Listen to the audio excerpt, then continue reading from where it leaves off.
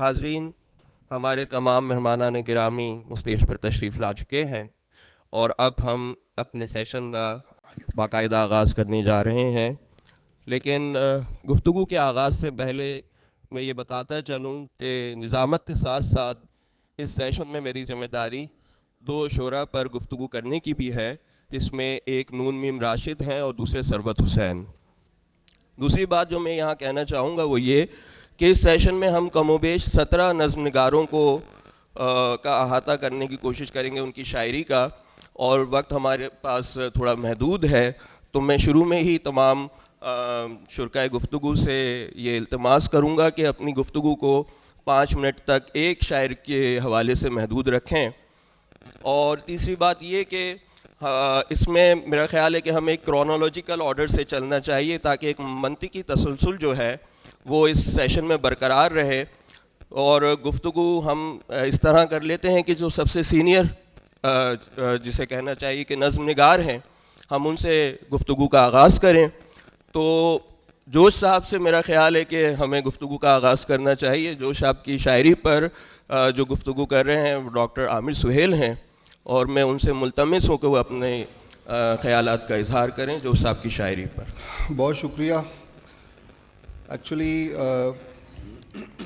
وقت چونکہ بہت کم ہے، میں نے پہلے بھی آپ سے عرض کیا تھا، اس لیے جو 3 شاعر مجھے دیے گئے ہیں، جوش اور فیض اور مجید امجد، ان کے حوالے سے ایک مجموعی گفتگو ہو جائے گی تاکہ صورتحال، کیونکہ واپس آتے آتے پھر باقی شاعر اگنور ہو جائیں گے۔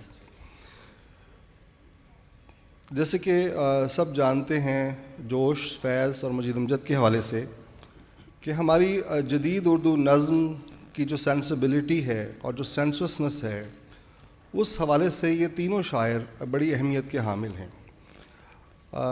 ان میں سے جوش صاحب کو اور فیض صاحب کو تو ان کی اپنی زندگی میں بہت پذیرائی ہوئی، ان کو بہت مانا گیا، ان پہ بہت کچھ لکھا گیا اور ان کی کتابیں بھی مرتب کی گئیں۔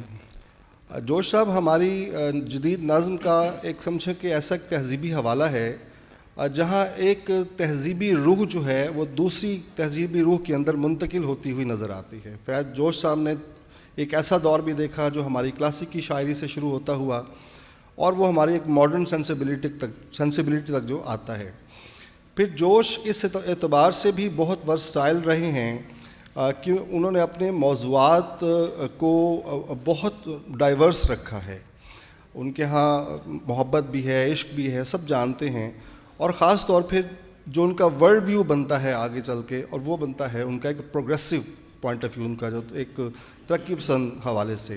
اور اس میں جوش صاحب کا جو ایک انداز ہے جس میں ان کی مزدور ہے، اشتراکیت ہے، اس طرح کی بہت ساری ان کی نظمیں ہیں اور ان کی کتابیں ہیں جو اس بات کی گواہی دیتی ہیں۔ جوش کی شاعری کا جو سب سے امپورٹنٹ پہلو ہم سب نے پڑھا بھی وہ ہے لفظ کا استعمال، اور وہ لفظ کشید ہوتا ہے ہماری ایک اس عصری روح سے کہ جو عصری روح منتقل ہو رہی ہے ایک نئی سینسیبلٹی کے اندر سے، اور وہاں سے جوش آپ ان دونوں کے بیچ میں ایک برج بنتے ہوئے ہمیں نظر آتے ہیں۔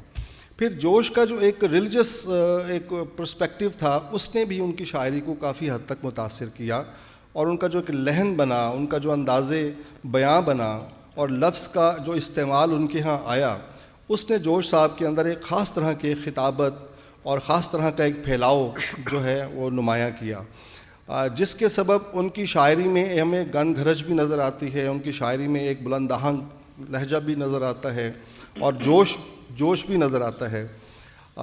تاہم اس میں چونکہ جب آپ چیزوں پر ایک معروضی نقطہ نظر سے دیکھتے ہیں اور شاید اس باریکی کے ساتھ دیکھنے کی بجائے پھیلاؤ کو زیادہ آپ اہمیت دیتے ہیں، تو وہاں پہ کہیں نہ کہیں فکر جو ہے وہ کمپرومائز ہوتی ہے۔ اچھا، پھر جو ورلڈ ویو جوش صاحب کا ہے اور جو اس دور کا تقاضا تھا، جو اس عصری شعور کی جو اس وقت ایک طلب تھی، اس میں جوش صاحب کا یہ خطاب بنتا بھی تھا کرنا، کیونکہ ان کا مخاطب جو ہیں وہ بہرحال وہ جس طبقے سے مخاطب تھے، اس طبقے کے اندر ایک خاص طرح کا جو ایک اشتراکی یا مارکسسٹ شعور جو ہے وہ بیدار کرنا ایک ضروری بھی تھا جوش صاحب کا۔ پھر جوش کا ایک اپنی تربیت بھی اس میں کاؤنٹ کرتی ہے. یہ سب چیزیں مل کے جوش کو ایک بہت اہم شاعر بناتی ہیں. اس کی نسبت ہم دیکھتے ہیں کہ فیض صاحب زیادہ محبوب رہے ترقی پسندوں کے, اور اگر سچ بات پوچھیں تو فیض صاحب کو اگر یہ کہا جائے کہ وہ ہمارے اجتماعی ضمیر کی ایک آواز بنے, جیسے ہم منڈو کے بارے میں کہتے ہیں یا شاعری میں فیض صاحب کے بارے میں کہتے ہیں کہ کہیں کچھ بھی ہو جائے تو لوگوں کو یہ توقع ضرور ہوتی ہے کہ فیض صاحب یا منٹو اس پہ لکھیں گے ضرور. تو فیض کی حیثیت نسبتاً ایک زیادہ قبولیت کے ساتھ ہمارے سامنے آتی ہے, کیونکہ فیض صاحب کا جو ایک تہذیبی اور ثقافتی جو پس منظر تھا وہ جوش کے ثقافتی پس منظر سے کافی حد تک مختلف بھی تھا. اور شاید ان دنوں کے اندر جب یہ پوری ترقی پسند تحریک اور یہ پورا ایک نظریاتی ویو چل رہی تھی, اس میں وہ زیادہ فوکس بھی رہا وہ پوائنٹ آف ویو جو ہے. تو فیض صاحب کی شاعری جس طرح ہماری کلاسک سے کشید ہوتی ہے, جس طرح ہمارے ایک روایت سے ہوتی ہوئی وہ اپنے نئے استعارے بناتی ہے, نئے علامتیں لے کر وہ آتی ہے, اس نے فیض کو بہت مگر سب سے امپورٹنٹ چیز جو فیض صاحب کی ہے کہ فیض صاحب کے اندر ایک احساس شراکت بہت زیادہ ہے ان کی شاعری میں, کہ جس کو پڑھنے کے بعد ہمیں محسوس ہوتا ہے کہ یہ شاعری میرے لیے ہی کی گئی ہے, یہ اس شاعری کو خطاب مجھ سے ہی خطاب کیا گیا ہے. تو اس اور پھر وہ جو مقبول عام جو ٹرینڈ تھا جو جوش کے ہاں بھی نظر آیا یا باقی ترقی پسندوں کے ہاں بھی نظر آیا, اور وہ تھا کہ آپ غم جانا سے غم روزگار کی طرف, کوئے یار سے سوئے دار کی طرف, تو وہاں فیض صاحب کی ایک بڑی مؤثر آواز جو ہے ہمیں سنائی دیتی ہے. نقش فریادی سے لے کر غبار ایام تک جتنے بھی ان کے 7-8 شعری مجموعے ہیں, ان تمام شعری مجموعوں کو آپ پڑھ لیں, اس کے اندر فیض صاحب کا ایک خاص ورلڈ ویو رہا. پھر فیض صاحب کا ایک یہ بھی تھا کہ اس زمانے میں جو پنڈی کانسپریسی کیس بنا 51 کے اندر, اس میں وہ فوکس میں بہت زیادہ رہے, اور اس کے بعد پاکستان کی سیاسی سماجی زندگی میں جو ان کا رول تھا وہ بڑا امپورٹنٹ رہا. اسی طرح ایگزائل میں وہ بھی گئے تو وہاں بھی, تو یہ ساری چیزیں ان سب چیزوں نے فیض صاحب کو بہت امپورٹنٹ شاعر کے طور پہ جو ہیں وہ ہمارے سامنے لائے. اور سچی بات ہے کہ فیض صاحب کے اندر ایک خاص طرح کی محبوبیت بھی تھی, اور ان کی محبوبیت کو قبول بھی کیا گیا, ان پہ لکھا بھی گیا, ان پہ نظمیں ان پہ کتابیں لکھی گئیں, مضامین لکھے گئے. مگر ہمارے جو تیسرے شاعر ہیں جن پہ میں تھوڑا سا زیادہ فوکس کرنا چاہتا ہوں نسبتاً, وہ ہے مجید امجد. مجید امجد ہماری جدید اردو نظم کا ایک بہت اہم شاعر, مگر بدقسمتی سے امجد صاحب پر نہ ان کی زندگی میں کچھ کام زیادہ ہوا, نہ ان کی وفات کے بعد کچھ کام زیادہ ہو سکا. اور شاید ان کی ساری زندگی جو انہوں نے 60 سال کی زندگی پائی اور 60 خزائیں انہوں نے اپنی عمر کی دیکھیں, اس میں آدھی زندگی تو ان کی ایک چھوٹے سے شہر جھنگ میں گزری, اور آدھی زندگی ایک چھوٹے سے شہر ساہیوال میں گزری. پھر وہ ادبی انجمن سے بھی دور رہے, مراکز سے بھی دور رہے, اور ایک جسے کہتے ہیں مضافات کا ایک شاعر کے طور پہ وہ پھر طبیعت میں بھی کچھ ایسی درویشی تھی یا ایک ایسا گریز تھا جس کے سبب وہ شاید اس طرح بزم آرا نہیں ہو سکے ہمارے جیسے کہ اس دور کا ایک رواج بھی تھا, یا جو ایک بڑا فیم فیض صاحب کو ملا, ایک بڑا ایک خطاب کرنے کے لیے ایک بڑے عوام ان کو ملی. مجید امجد کا یہ پوری زندگی میں ان کی ایک ہی کتاب چھپی, شب رفتہ کے نام سے 1958 میں واحد ایک کتاب ان کی چھپتی ہے. اور آپ یہ دیکھیں کہ 1974 تک ان پر بمشکل 2-4 مضامین مظفر علی سید صاحب نے لکھا, ڈاکٹر صاحب عبداللہ نے ایک آدھ مضمون لکھ دیا, چھوٹی موٹی چیزیں ہیں. ان کی وفات کے بعد بھی ایک آدھ رسالے کا نمبر ان پہ چھپ گیا کن کا, مگر وہ قبولیت جو تھی وہ ان کو حاصل نہیں ہو سکی. بیشتر تنقید کی کتابیں اگر آپ دیکھیں اس میں فیض, راشد اور میرا جی کو فوکس کیا گیا, اختر حسین جعفری کو کیا گیا, اختر الایمان کو کیا گیا, جوش صاحب کو کیا گیا, فراق کو کیا گیا, ان نظم کے مگر ان میں کسی ترتیب میں بہت کم مجید امجد کو شامل کیا گیا. مگر ان کی شاعری پہ اگر آپ ایک لمحے کے لیے ہم غور کریں, اور اتفاق سے ایک بڑی لمبی تفصیل ہے ان کی کلیات کی کو تدوین کرنے کی, مگر 1989 کے اندر جب ان کا کلیات پہلی مرتبہ تاریخی ترتیب سے سامنے آیا, اور سن 32 سے لے کر سن 74 تک کے جو 42-44 سال کی شاعری جب سامنے آئی, تو پھر اندازہ ہوا کہ ایک ایسا شاعر بھی، ایک ایسی چنگاری بھی اس میں ہے کہ جس کو شاید ایکسپلور نہیں کیا گیا. میں اپنے ناقص مطالعے کے طور پہ یہ عرض کرنا چاہتا ہوں کہ جتنا ورسٹائل، یعنی پہلی نظم سے آخری نظم تک یہ ایسا شاعر ہے جس کے ہاں مسلسل فکری ارتقاء ہوتا ہے. اور بڑا شاعر ہمیشہ اپنے پہلے کیے ہوئے کام پر خط تنسیخ کھینچنے کی صلاحیت رکھتا ہے. وہ ہر نظم میں ری برتھ اس کی ہوتی ہے، اور یہ صلاحیت میں نے امجد صاحب کے ہاں بہت زیادہ دیکھی ہے کہ ایک روایتی اسلوب سے، روایتی لفظیات سے شروع ہونے والا شاعر جب اپنے دوسرے دور میں آتا ہے تو وہاں وہ لفظ کو تجربہ کیسے بناتا ہے، وہ حیت کو کیسے یوز کرتا ہے، وہ میٹافر کو اور سملیز کو کیسے لے کے آتا ہے. اور پھر وہی شاعر جب اپنی شاعری کے تیسرے دور میں داخل ہوتا ہے تو وہ اس کے ہاں تراکیب کتنی نادر و نایاب بن جاتی ہیں، اس کے ہاں موضوعات کا کتنا تنوع ہے.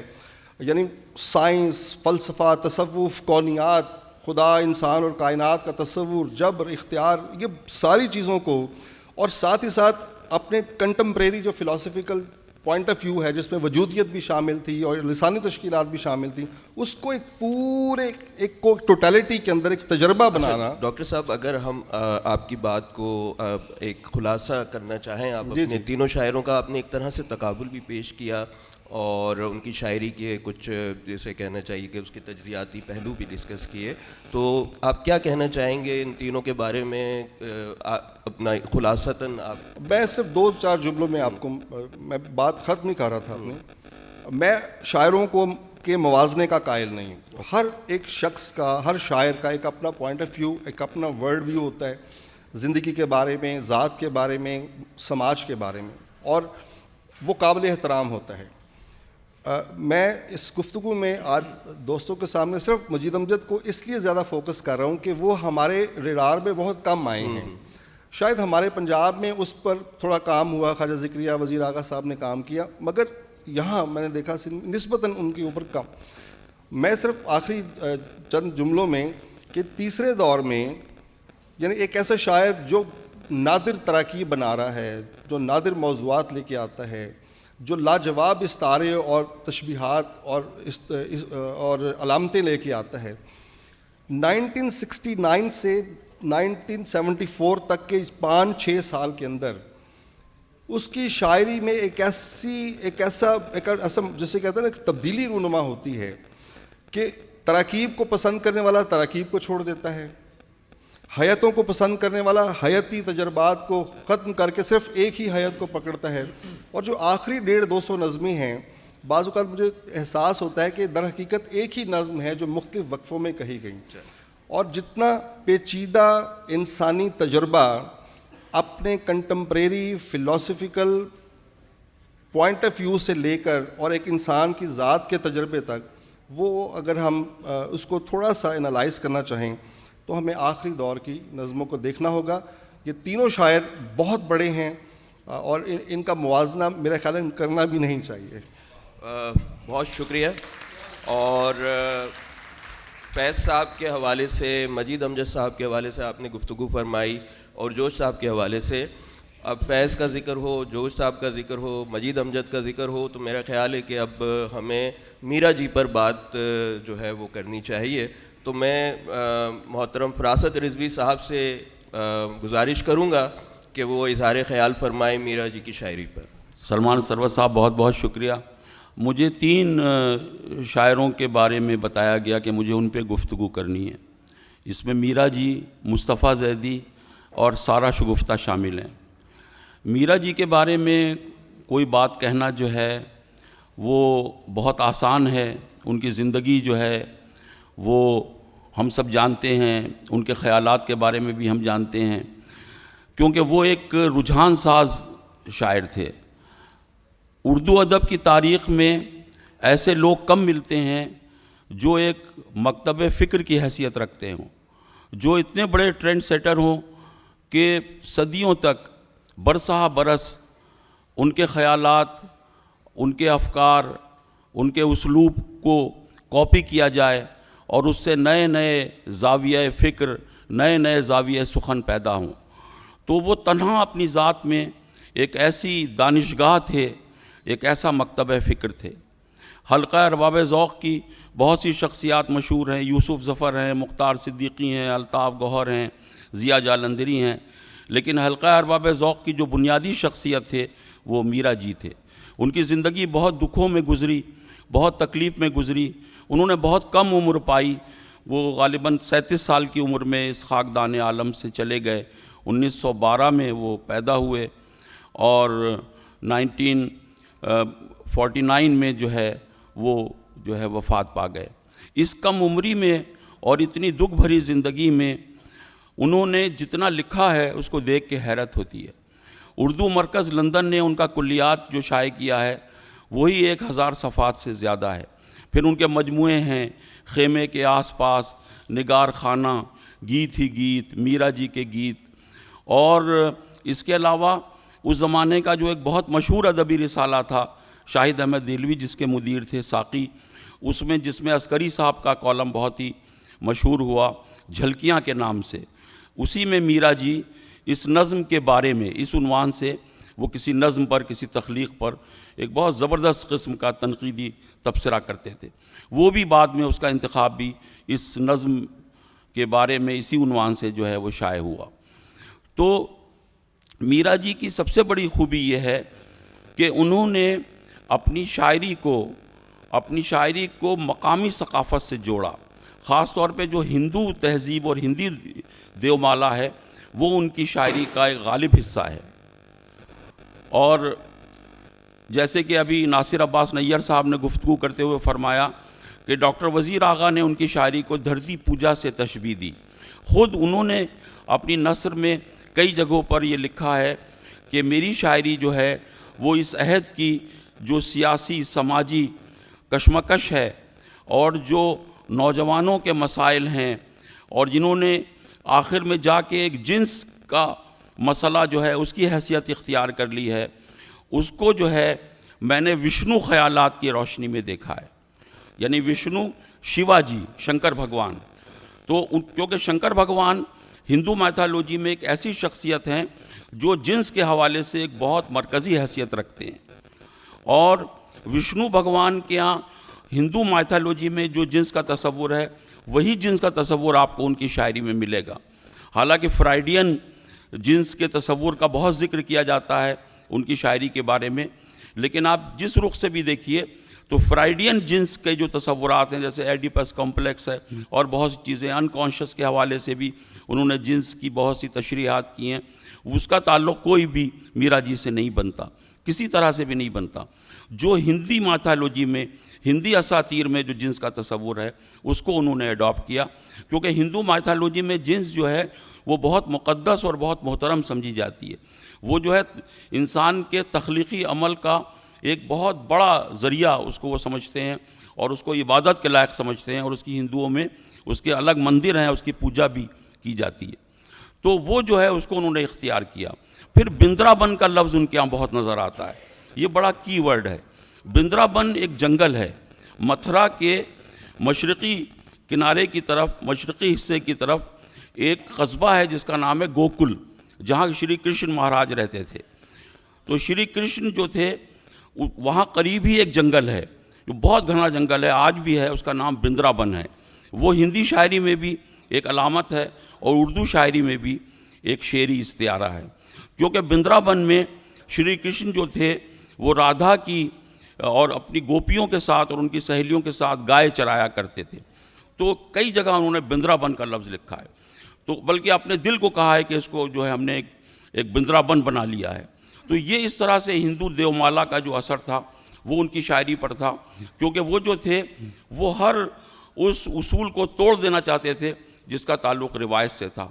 آپ لوگوں کو معلوم ہے عام طور پہ ان کے بارے میں کہا جاتا ہے کہ ان کا حلیہ بھی عجیب و غریب تھا، یعنی وہ ہاتھ میں 3 چمکدار گولے رکھتے تھے۔ سعد حسن منٹو نے جو ان پہ مضمون لکھا ہے اس کا نام بھی یہی ہے، 3 گولے، چمکدار گولے وہ ہاتھوں میں رکھتے تھے، مالائیں پہنے رکھتے تھے، 3 پتلونیں پہن لیتے تھے، اوپر ایک بہت میلا سا اور بہت طویل ایک چیسٹر، ایک اوور کوٹ پہنتے تھے یا کبھی شیروانی پہنتے تھے۔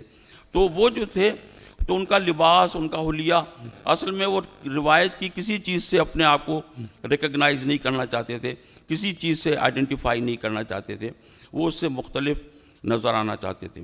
یہی چیز ان کی شاعری میں بھی ہے۔ انہوں نے نثر بھی بہت اعلیٰ درجے کی لکھی۔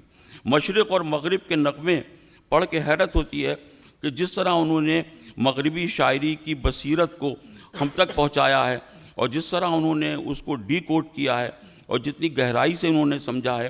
یہ ساری کتابیں جو بعد میں مغربی ادب کے بارے میں لکھی گئیں، جیسے ہادی حسین کی کتاب مغربی شعریات، جیسے سجاد باقر رضوی کی کتاب مغرب کے تنقیدی اصول، یا ڈاکٹر احسن فاروقی کی کتاب انگریزی ادب کی تاریخ، یہ ساری مشرق و مغرب کے نغمے جو ہیں اس کے بعد لکھی گئیں۔ تو بڑی بنیادی کتاب ہے، اور بہت ہی حیرت ہوتی ہے کہ اتنی کم عمر میں اتنی مصروف، اتنی دکھ بھری، اتنی الجھی ہوئی زندگی گزارنے کے باوجود انہوں نے اتنا بڑا کام کر کے دکھایا۔ اور آج بھی یعنی اگر ہمارے ادب میں دو بڑے دھارے، فکری دھارے، ہم ان کو تلاش کریں تو ایک دھارا وہ ہے جو یہ کہتا ہے کہ سماج کے مسائل کو ہمیں لکھنا ہے، سماجی آگہی شاعری کی، ادب کی روح ہے۔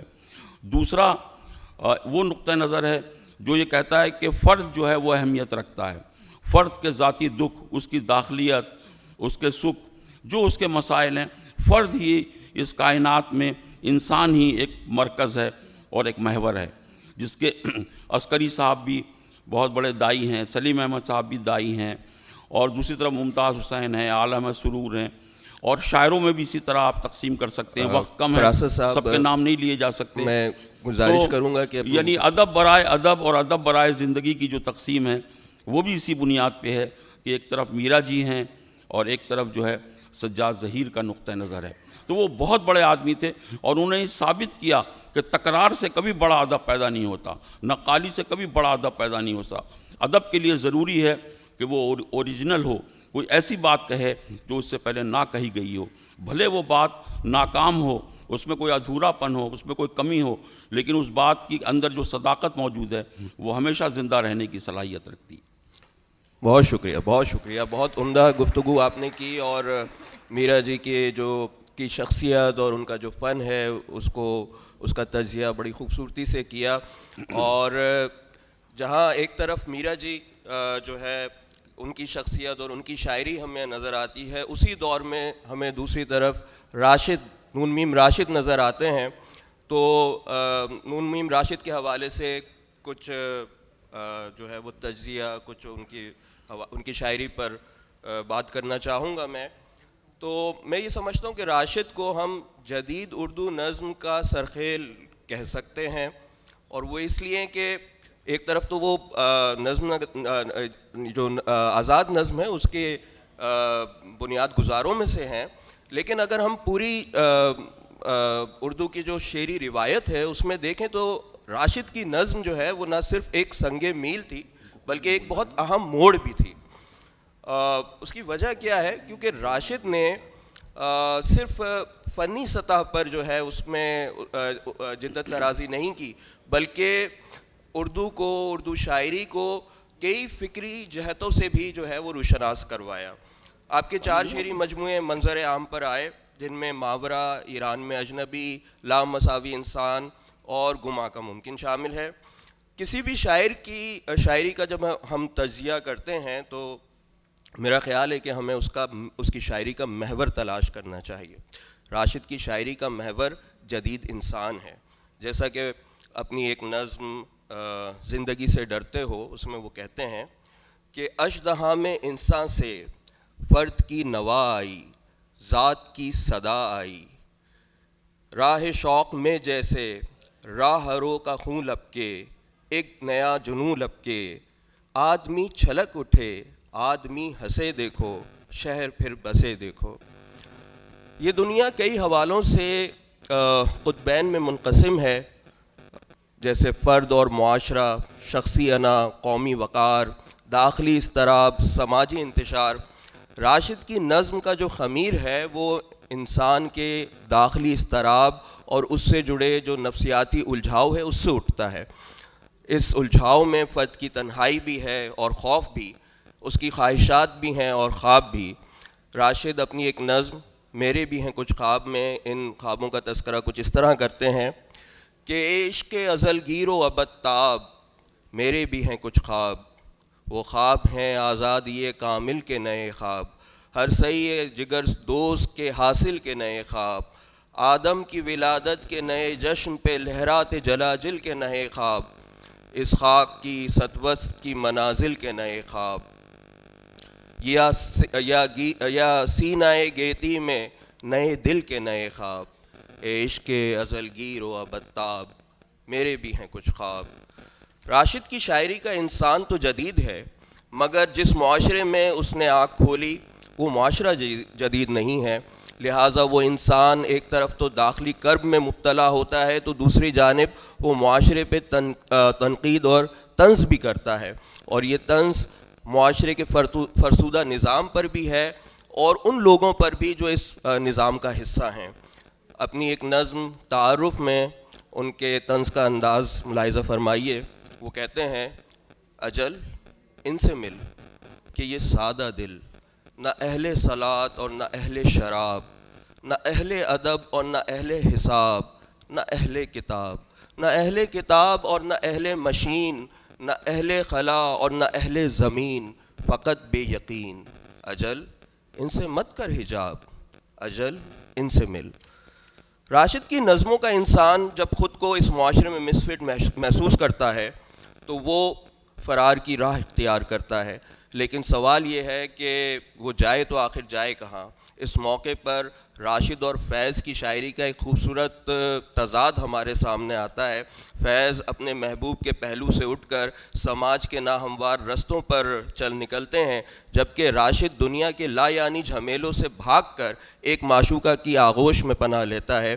جیسا کہ ان کی بہت ساری نظموں میں ہمیں یہ چیز نظر آتی ہے، خاص طور پہ ایک نظم ہے اے میری ہم رقص، تو کچھ اس طرح سے ہے کہ اے میری ہم رقص مجھ کو تھام لے، عہد پارینہ کا میں انسان نہیں، بندگی کے اس در و دیوار کی ہو چکی ہیں خواہشیں بے سوز و رنگ و ناتواں، جسم سے تیرے لپٹ سکتا تو ہوں، زندگی پر میں جھپٹ سکتا نہیں، اس لیے اب تھام لے اے حسین و اجنبی عورت مجھے اب تھام لے۔ راشد کا یہ فرار محض اس معاشرے سے فرار نہیں بلکہ معاشرے کی فرسودہ روایات، تاریخ کی گرد میں اٹے کہنہ مسلمات سے بھی ہے۔ یہ ہر طرح کے جبر سے فرار ہے، اور یہ فرار اس گھٹن سے ہے جو نئی فکر، نئی سوچ اور نئے انسان کا گھلا گھونٹ دیتی ہے۔ یہی وجہ ہے کہ جنس کا موضوع راشد کی نظموں میں شجر ممنوعہ نہیں بلکہ وہ انسانی جبلت ہے کہ جس کے کئی نفسیاتی پہلو ہیں، نفسیاتی گرے ہیں، اور جن کا کھولنا بہت ضروری ہے۔ آزاد نظم کا تجربہ بھی راشد کے لیے شاعری کی کہنہ روایات سے فرار کی ایک شکل تھا، لیکن یہ محض فرار نہیں بلکہ اظہار کی نئی راہوں، نئے اسلوب اور نئے آہنگ کی تلاش بھی تھا۔ راشد نے نظم کو حیتی پابندیوں سے اس لیے بھی آزاد کیا کہ وہ جدید انسان اور اس پیچیدہ معاشرے کا کوئی بھی پہلو جو ہے اسے شاعری کے دائرے سے باہر نہیں رکھنا چاہتے تھے۔ یہاں سے ہم اپنی بات کا رخ راشد کے اسلوب کی طرف لے جا رہے ہیں۔ راشد کے مصروں میں ایک طرز کی بلند آہنگی اور روانی ہے جس میں الفاظ کی نشست و برخاست کا بہت اہم کردار ہے۔ یہ آہنگ راشد کی نظموں کو ایک ایسا لہجہ عطا کرتا ہے جو پرشکو لفظیات اور پر اثر معنویت کا حامل ہے۔ راشد کی زیادہ تر نظمیں ایک عالی شان مجسمے کی طرح یا ایک بلند و بالا مینار کی طرح ہمیں محسوس ہوتی ہیں۔ یہ ایک ٹھوس وجودی احساس، بھرپور لسانی تجربہ اور مضبوط فکری پیرایا جو ہے ہمیں نظر آتا ہے، اور اس میں اس ضمن میں حسن کوزہ گر سے اچھی کوئی مثال نہیں ہو سکتی۔ میں نظم اب چونکہ وقت کم ہے تو اسکپ کر رہا ہوں، اور بہت طویل نظم ہے وہ، تو بس اس کو ہم وائنڈ اپ کرتے ہیں کہ راشد کا جو اسلوب کا ایک اور زاویہ ہے وہ ان کی علامت نگاری ہے، اور جو یہ علامت نگاری ایک طرف تلمیحاتی بھی ہے اور تجریدی بھی ہے، اساطیری بھی ہے، وہ ابہام سے بھی کام لیتے ہیں۔ اسی لیے ان کی شاعری میں کہیں داستان کا رنگ جو ہے وہ جھلک آتا ہے، تو کہیں ایسا لگتا ہے کہ نظم جو ہے وہ کوئی تمثیل ہے۔ اس حوالے سے ابو لہب کی شادی، اسرافیل کی موت اور اندھا کباڑی، یہ علامت نگاری کی بڑی خوبصورت جو ہے وہ مثالیں ہیں. تو یہ تمام عناصر جو ابھی ہم نے ڈسکس کیے، اور ظاہر بات ہے یہ اتنے کم وقت میں ساری راشد کی ساری شاعری کے اہم جو جزو ہیں اور اہم پہلو، ان پر بھی بات نہیں کی جا سکتی تھی. بہرحال جتنی بھی چیزیں ڈسکس ہیں ابھی ہم نے کی ہیں، ان تمام چیزوں نے راشد کو جو کیا کہنا چاہیے کہ ایک برتری دی، وہ ان کی انفرادیت تھی. اور یہ ایسی انفرادیت ہے کہ وہ معدود چند نوابغ کے سوا کسی کے جسے حصے میں نہیں آئی. اور میں یہ سمجھتا ہوں کہ آزاد نظم کی یہ خوش قسمتی تھی کہ اس کو شروع ہی میں ایک ایسی آواز میسر آ گئی کہ اس نے اپنا اعتبار قائم کر لیا. تو یہ کچھ خیالات تھے راشد کی شاعری کے حوالے سے. اب ہم اپنے سلسلے کو آگے بڑھاتے ہیں، اور میں گزارش کروں گا محترم اصغر ندیم سید صاحب سے کہ وہ احمد نظیم صاحب کی گفتگو پہ جو ہے وہ ان کی شاعری پر گفتگو کریں. بہت شکریہ. میرے حصے میں احمد نظیم قاسمی اور منیر نیازی دونوں اپنے وقت کے بڑے شاعر ہیں اور دونوں مختلف ہیں. پہلے میں قاسمی صاحب کے بارے میں، میرا بہت وقت ان کے ساتھ گزرا، لیکن میں وہ ذاتی حوالے ایک طرف رکھتا ہوں. قاسمی صاحب جس دور میں آئے، یہ ترقی پسند تحریک کا دور ہے، اور ان کے شغف بے شمار تھے. سب سے اہم آپ سب جانتے ہیں کہ ایک تو مجلسی زندگی انہوں نے بھرپور گزاری، اور وہ مجلسی زندگی بھی لٹریری مکالمے کی شکل ہے، جس میں پروین شاکر سے لے کر امجد اسلام امجد، اور ایک پورا ایک دور ہے جس میں انہوں نے ایک تربیت کا اپنا ایک نظام، ان کا طریقہ تھا، وہ جاری رکھا. دوسری طرف نقوش اور فنون، دو بڑے ادبی پرچے، اور جن کا زمانہ بھی بہت بڑا ہے. یعنی یہ ترقی پسند تحریک کا پاکستان بننے کے بعد کا زمانہ اور اس کا تسلسل جب تک وہ زندہ رہے. تو یہ ایک بہت بڑا پیریڈ ہے جس میں انہوں نے ان دو پرچوں کو بہت وقت دیا، اور ایک کہنا چاہیے تاریخ بھی رقم کی اس حوالے سے کہ فنون کے جو نمبر ہیں وہ سب جانتے ہیں کہ جدید غزل نمبر جب آیا تو وہ ایک دستاویز ہے جس میں غزل کی بدلتے ہوئے جتنے بھی طرز احساس ہیں سب اس کے اندر جمع ہیں. تو ایک شغف ان کا.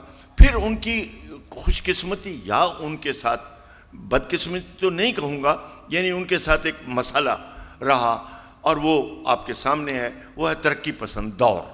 ترقی پسند دور میں قاسمی صاحب کا ایک رول رہا، جنرل سیکرٹری رہے اور ان کا سب سے رابطہ رہا. اب اس میں ترقی پسند زمانے میں افسانہ اور شاعری دونوں برابر کے دھارے ہیں جو بڑی طاقت کے ساتھ چل رہے تھے، اور اتفاق سے قاسمی صاحب دونوں میں شامل ہیں. اب یہاں سے ان کے مسائل پیدا ہوتے ہیں کہ جہاں تک افسانے کا تعلق، قاسمی صاحب چھوٹے افسانہ نگار نہیں ہیں. ان کے افسانوں کے موضوعات بھی وہی ہیں جو عصمت چغتائی کے بھی ہیں، جو بیدی کے بھی ہیں، جو کرشن چندر کے بھی ہیں، اور پھر منٹو کے بھی ہیں. لاکھ آپ کہیں منٹو کو کہ جو ترقی پسند شامل نہیں ہوئے، لیکن وہ قاسمی صاحب کے دوست بھی ہیں اور انہی خیالات کے اوپر لکھ رہے ہیں. سو وہاں بھی ایک ٹکراؤ قاسمی صاحب کا افسانہ نگاروں سے ہے. حالانکہ ان کے اپنے افسانے، رئیس خانہ اور بہت بڑا افسانہ ہے، عورت کے حقوق کے حوالے سے دیکھا جائے، اور بہت سارے ہیں. پورا قاسمی کہانی ہم نے کیا تھا جس میں ان کے ہم نے 13 افسانے چنے تھے. خیر، تو ایک سطح پر یہاں قاسمی صاحب ٹکراؤ ہے، اور بہت بڑا ٹکراؤ ہے. اور آپ کے سامنے ہے کہ عصمت چغتائی کو جن پہلوؤں سے فضیلت ملی، یا اس زمانے میں ان کو جس طریقے سے وقت ملی جو کہ جائز تھی، وہ بھی سامنے تھی. اور بیدی، کرشن چندر، یہ آپ کے سامنے ہیں. دونوں کا جو دائرہ ہے وہ کتنا وسیع ہے. تو قاسمی صاحب ٹکراتے رہے ایک سطح پر. پھر شاعری، اور شاعری میں بھی یہ وہ وقت ہے کہ جب نظم، ترقی پسند نظم جو ہے وہ بہت اوپر آ رہی ہے، اور بہت موضوعاتی سطح پر اور نظریاتی سطح پر اس کا ایک لہن بھی بن رہا ہے، اور اس کا سینسیبلٹی بھی بن رہی ہے. اور اس میں کون لوگ ہیں؟ علی سردار جعفری، کیفی اعظمی، جانثار اختر اور فیض احمد فیض. جوش. تو چلو جوش کو ہم ذرا سا اس طرف رکھ لیں دوسری طرف تو فیض، اور فیض تو خود لاہور میں، فیض تو خود اس ترقی پسند تحریک کا ایک چہرہ اور ایک بڑا وقی چہرہ، اور پھر فیض صاحب بھی نظم لکھ رہے. اور اتفاق ایک اور ہے کہ ان ترقی پسند شاعروں کے ساتھ کچھ تصورات ایسے وابستہ ہوئے جن کی وجہ سے ان کو ایک رومانٹسزم مل گیا، یا ان کو ایک طرح سے ایک جدا گانا ایسی، جیسے مجاز ہیں ان نوجوانوں میں کلٹ بن گئے، جیسے ساحر ہیں ان کی شاعری نوجوانوں میں بہت مقبول ہو گئی. تو اسی طرح باقی لوگ، اور خاص طور پر فیض کا تو ابھی ذکر بھی ہوا، اور ذکر کیا ہوا، فیض صاحب پہ تو سینکڑوں باتیں ہو سکتی ہیں، بہت باتیں ہو سکتی ہیں. تو قاسمی صاحب کا مسئلہ یہ رہا. اب اس میں ایک اور بات بڑی اہم ہے. میں نے ابھی رسالوں کا ذکر کیا تو قاسمی صاحب ساری زندگی دو بڑی شخصیات کے ساتھ رد عمل میں رہے، اور یہ بات میں نے قاسمی صاحب کے سامنے بھی کی ہے اور کرتا رہا.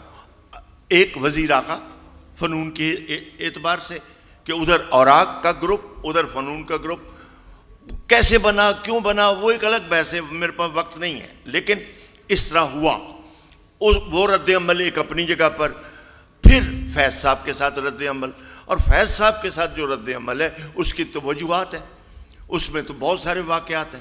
اب وہ واقعات میں اوائڈ کرتا ہوں تو پتہ چل جائے گا. لیکن فیض صاحب کی وفات کے بعد دو بڑے مضمون ہیں جو طویل مضمون ہیں جو قاسمی صاحب نے لکھے، اور اس میں فیض صاحب پر بہت کھلے حملے ہیں، بہت کھلے، اور یہ مضمون موجود ہے، اور یہ مضمون معاصر میں چھپے عطا اللہ قاسمی کے پرچے میں، یہ موجود ہے، ریکارڈ ہے. تو ہمیں اس سے اختلاف بھی ہوا کہ بھئی فیض صاحب کو وفات ہوئے 15 سال ہو چکے، 20 سال ہو چکے، تو اب آپ ان قصوں کو کیوں لکھ رہے ہیں. لیکن یہ بھی ہوا. اسی طرح جو فتح محمد ملک نے جو خطوط شائع کیے قاسمی صاحب کی وفات کے بعد، وہ خطوط بہت اہم ہیں، کیونکہ ان خطوط میں وہ سارے تنازعات معمولی ہوں یا بڑے ہوں وہ موجود ہیں، جس میں علی سردار جعفری سے لے کر یہ سارے جتنے بڑے ترقی پسند شاعر ہیں، اور ان کے ساتھ جو تصورات اور کہانیاں اور رومانٹسزم وابستہ ہوئی، اس کے اوپر قاسمی صاحب کا رد عمل موجود ہے. اور وہ ایک پوری کتاب ہے، اور کچھ زیادہ عرصہ نہیں ہوا اس کتاب کو آئے ہوئے. قاسمی صاحب اپنے تمام تر تخلیقی وفور کے باوجود وہ اس زمانے کے اندر جو یہ سارے آرکیٹائپ ہیں، جو یہ ساری بڑی شخصیات اور ان کے ساتھ وابستہ جو واقعات ہیں، ان سے ٹکراتے رہے. اور لیکن ایک چیز انہوں نے بہت ہمت کے ساتھ وہ کی کہ تسلسل کے ساتھ وہ ادب کے اندر مختلف طریقوں سے اپنا کردار نبھاتے رہے، اور انہوں نے ایک نئی نسل کی بھرپور تربیت کی. اچھا، اب ان کی نظم ظاہر ہے کہ ترقی پسند نظم جب مجاز یہ بات کر رہا ہے تو اپنے آنچل کو پرچم بنا لیتی تو اچھا تھا. یعنی ایک طرح سے بہت جذباتی زمانہ بھی ہے، اور نظریے کی آنچ بہت سارے شاعروں میں بہت تیز ہے، لیکن قاسمی صاحب کے یہاں نظریے کی آنچ ذرا دھیمی رہی. میں ابھی چند شعر پڑھوں گا، زیادہ نہیں ہے، تو آپ کو محسوس ہوگا کہ ان کے یہاں نظریے کی آنچ دو وجوہات سے. ایک، ان کا اختلاف اس بات پہ تھا کہ ترقی پسندی جو ہے یا یہ جو نظریہ ہے یہ صرف مارکسی نہیں ہے، اس کا ٹکراؤ پاکستانیت سے نہیں ہونا چاہیے یا مذہب سے نہیں ہونا چاہیے. یہ ان کا ایک واضح نقطہ نظر تھا، اور اس پہ ان کا اختلاف جن سے تھا وہ رہا. تو وہ زیادہ تر توجہ دیتے رہے انسانیت پر اور عظمت آدم پر. حسن آدم سے نمٹ لوں تو کوئی بات کروں، ایک مصرع یہ بھی ہے ان کا. تو مطلب میرا کہنے کا یہ ہے کہ وہ آخری ان کا جو ایک زمانہ ہے اس میں ان کے یہاں ایک جو ٹھہراؤ ہے وہ ٹھہراؤ حسن آدم پر ہے اور پاکستانیت پر بھی ہے. اور پاکستان کے بارے میں جو ان کی غزل، مشہور غزل ترانہ ہی بن چکی ہے. تو کہنا میں یہ چاہتا ہوں کہ قاسمی صاحب کے ہاں ایک تموج ہے اور ایک جگہ ٹھہراؤ نہیں ہے.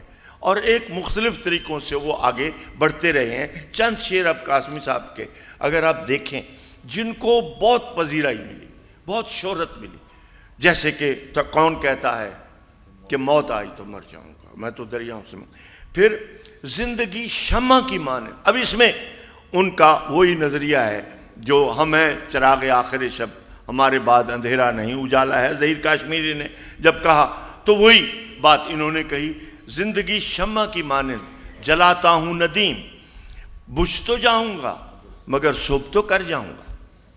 اب یہاں آپ دیکھ لیں کہ وہ گھن گرج جو مجاز کے ہاں, ساحر کے ہاں خاص طور پر, وہ آپ کو اس طرح سے نہیں رچاؤ ملے گا آپ کو. تو قاسمی صاحب کی نظموں میں چاہے وہ پتھر ہو, چاہے حسن آدم ہو یا کوئی ہو, سب میں ایک ٹھہراؤ اور وہ نظریے کی بلند آہنگی جان کے نہیں ہے, کیونکہ ان کو معلوم تھا کہ ساحر کیا کر رہا ہے, مجاز کیا کر رہا ہے اور دوسرے لوگ کیا کر رہے ہیں.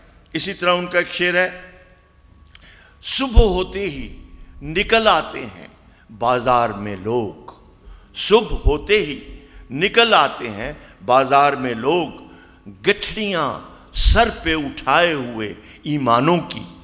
تو یہ کنسرن تھا ان کا کہ منافقت اور جو ایک سوسائٹی بدل رہی ہے, ٹرانسفارم ہو رہی ہے, اس کو کیسے پکڑنا ہے, اس کو کیسے چیلنج کرنا ہے.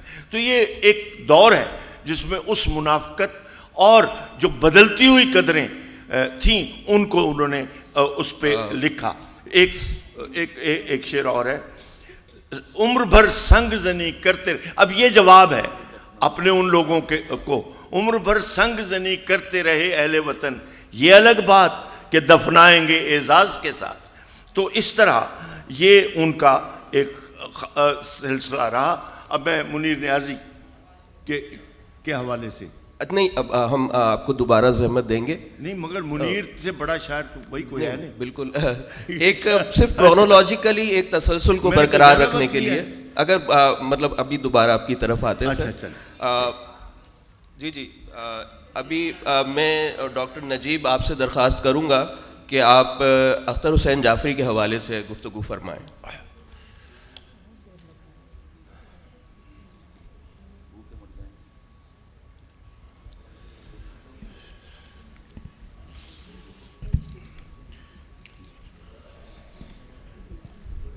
اختر حسین جعفری کے بارے میں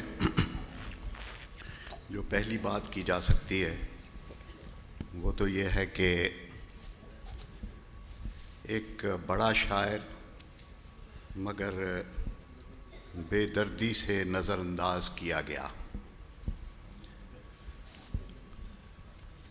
یعنی اس طرح کے وہ شاعر ہیں کہ جن سے ایک نئی شعری لغت بن سکتی ہے, اور میری نظر میں ایسے بہت کم لوگ ہیں اردو شاعری میں جو جن کی نظم یا جن کی شاعری کوئی لغت بنا سکتی ہو.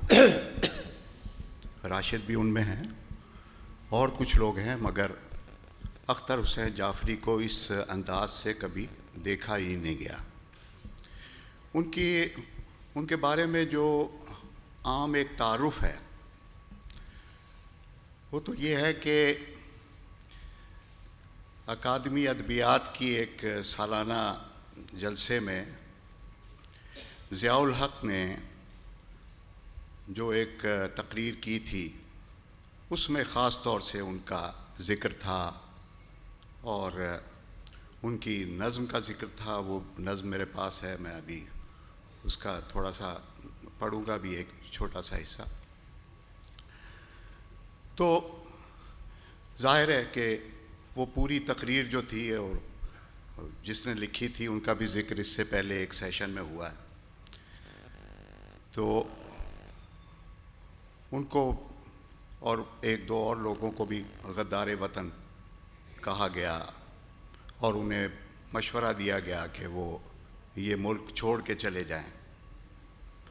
اس طرح کی ایک نظم, وہ نظم کیا تھی, اس کا موضوع کیا تھا,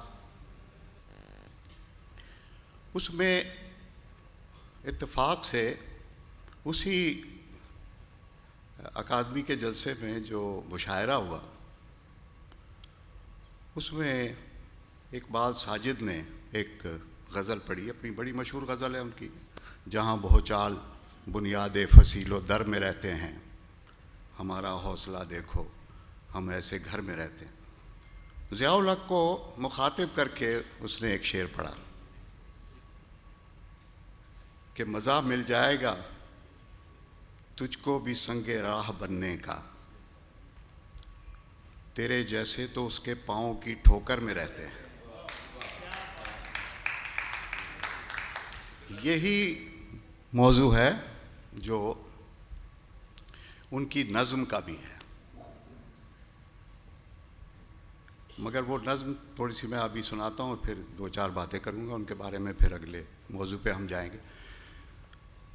اس نظم سے پہلے ایک ہمارے ملتان ہی کے ایک نوجوان شاعر ہیں، فوت ہو گئے نوجوانی ہی میں، مصدق سانول، ان کی ایک نظم چھپی تھی انہی دنوں میں افکار میں، اس کے 2 مصرے سنا کر پھر میں یہ نظم سناتا ہوں کہ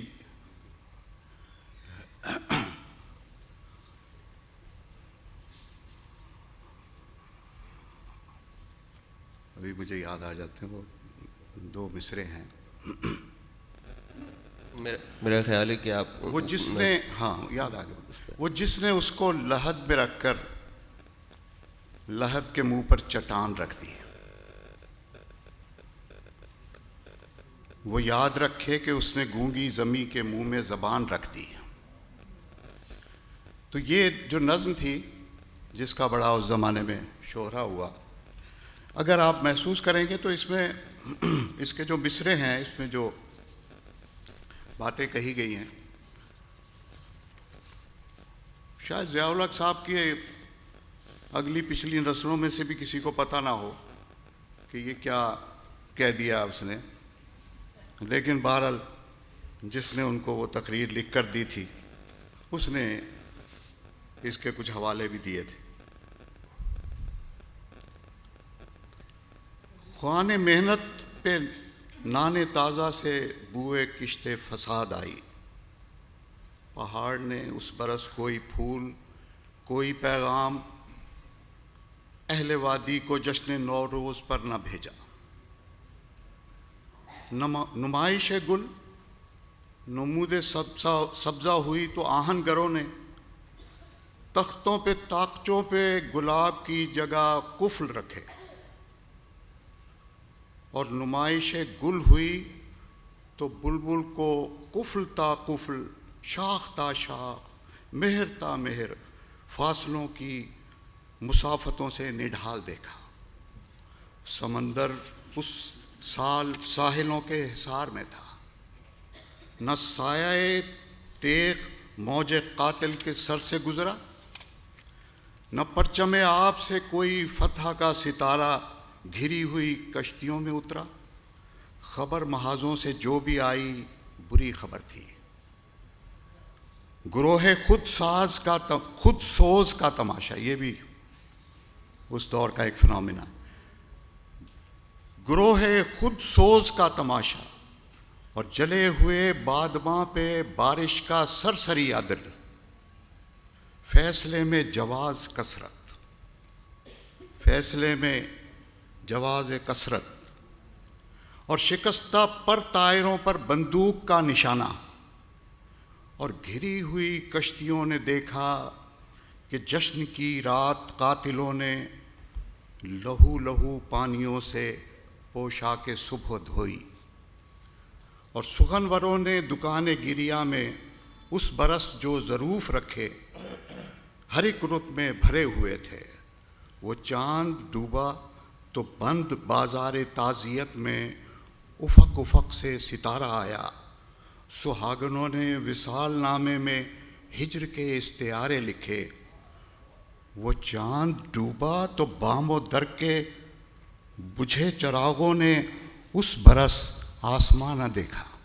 کیا کہنے ڈاکٹر صاحب میں آپ سے گزارش کروں گا کہ بس وائنڈ اپ کیجیے. اچھا، بس میں صرف یہ کہنا چاہ رہا تھا کہ جعفری صاحب کی جو نظمیں ہیں ان میں 2-3 باتیں بس مختصراً. ایک تو یہ ہے کہ استعارہ در استعارہ اور تمثیل، شعری تمثیلیں، پیکر سازی، یہ ان کا خاص ایک عمل ہے. اور اگر دیکھا جائے ہم بہت گلہ کرتے ہیں اس بات کا کہ ہمارے یہاں اردو شاعری میں ایسے لوگ بہت کم ہیں کہ جن کو ہم عالمی سطح پر کہیں کسی جگہ رکھ کر دیکھ سکیں. تو یہ ساری چیزیں جو ہمیں اختر حسین جعفری کے یہاں نظر آتی ہیں، میں یقین سے یہ بات کہہ سکتا ہوں کہ اگر ہمارے یہاں ایک تو تنقید کا دروازہ بالکل بند ہو چکا ہے. 1-2 مثالیں ہیں اور انہی کو ہم سنتے رہتے ہیں. ہمارے سامنے بیٹھے ہیں ناصر صاحب بہت، لیکن حقیقت یہ ہے کہ تنقید اس طرح سے سچ نہیں بولتی، یا تنقید اس طرح سے ہماری دلجوئی نہیں کرتی، ہمارے شاعروں کے بارے میں ہمیں اتنی خبر نہیں دیتی کہ ہمارے یہ شاعر بھی کہیں کسی سطح پر پہنچ سکیں. حالانکہ غزل ہو، نظم ہو یا فکشن کی بہت ساری صورتیں جو ہیں کسی بھی طرح سے کم نہیں ہے. اگر انتظار حسین کا ایک ناول جو ہے بستی ٹرانسلیٹ ہو کے بکر پرائز کے لیے ہو جاتا ہے نامزد، اور یہی ناول جو ہے یہ عرب میں جامعہ ازہر میں ایک بہت بڑے مقابلے میں اس کا ٹرانسلیشن عربی میں وہاں پر اس کو ایوارڈ ملا.